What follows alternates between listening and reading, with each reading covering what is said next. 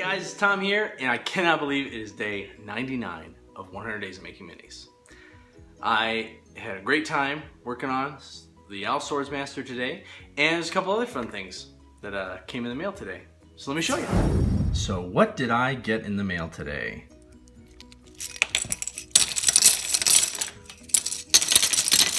Bases, lots and lots of bases, square bases actually. I decided, which I think most of you know, but I decided for my little line of fantasy miniatures to put them on to square bases. It's kind of antithesis of what's going on in modern gaming right now. It seems like everything is on circle bases, but for me, I don't know, man. I'm an old school Warhammer guy. That is HeroQuest, Warhammer, obviously 40k too, but for fantasy, square bases is where it's at. And so I decided to put my guys on square bases.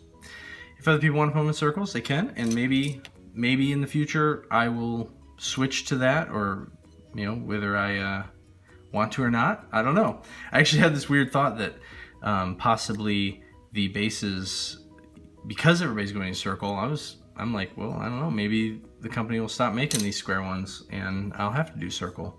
And that'll be fine too. Circle works, circle's cool, but I don't know, for me, I just love fantasy. So I hope everybody else feels the same way and isn't too turned off by it, but I'm sure if they are, they'll let me know, and I'm always open to reassessing. All right, let me clear this up and show you the Al Swordmaster.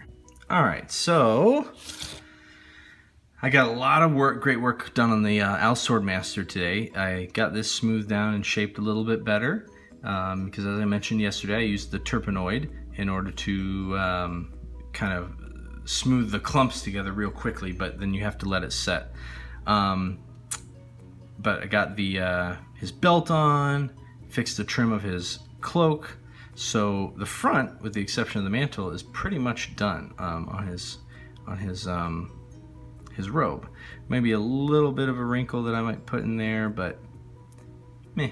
Anyways, I'm very excited. One of my goals on this was to be able to finish it before the 100 days is over. I don't think I'll quite make that, but tomorrow I'm going to try to at least get this to the stage where I can throw it in the oven and bake it.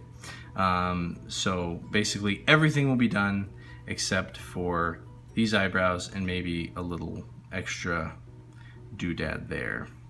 So I'm very excited for that. One thing I wanted to point out that I did, when I was working on this character yesterday, I was fighting my putty a lot. Now, it was a little warmer today, which always helps whenever you're working with, unless it's too hot, but it always helps when you're working with putty or Fimo polyclay, when it's a little warmer, because it makes it that much softer and easier to manipulate. But I went ahead and bit the bullet and I added in a little more Mix Quick, because the putty, the poly clay that I'm using, the Fimo Classic, I've had it for a while, and done a lot of miniatures with this from this batch, so I'm kind of down to the last bit of it, and it was just getting a little stale. So I put in a little more Mix Quick, and that made a huge difference in conditioning the clay.